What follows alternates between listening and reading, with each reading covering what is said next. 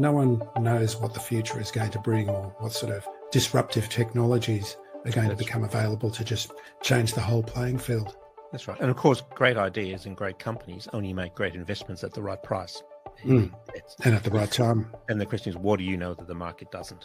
So that's the main benefits of doing it. So one of the things we do with our members here at LifeSherpa is this concept of getting clear on your values. What it is that you're trying to achieve and why.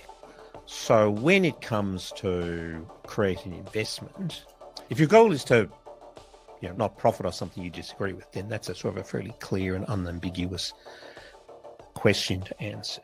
But looking at the broader, I want to make a difference, I'm concerned about climate change, I'm concerned about sweatshops in China, your biggest and best bang for your buck may very well be what you do with your day-to-day spending.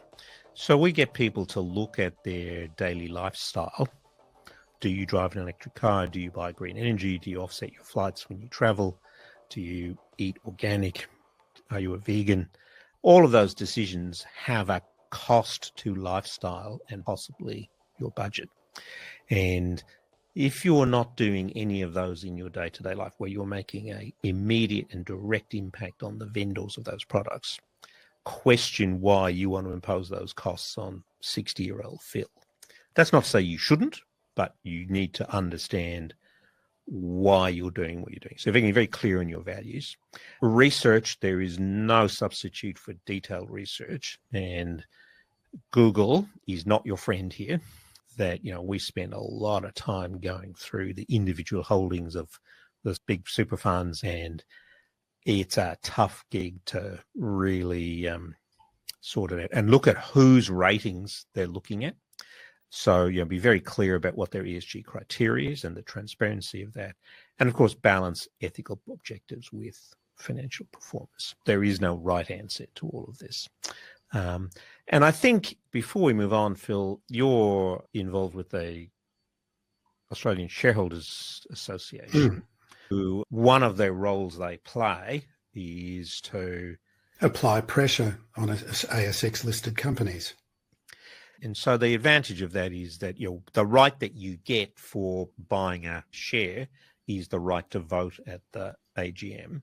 Now, most people don't have the time to rock up and have coffee and biscuits with the CEO, but you can exercise that vote for good or to advance, or whatever you see as to be good. So you may have seen this in the case of AGL, very concerted effort by lots of small shareholders, and many of our members bought a handful of AGL shares to participate in that campaign. And that campaign rolled the board, changed the go-forward strategy. Now, here we are 2 years later.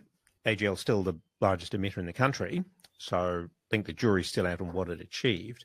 But that's how to get involved. And that's the flip side of divesting or exclusion is to invest and be an active owner. In the chat, I put a link to a company called Six Invest. Now, Six Invest is an Australian broker who organises campaigns.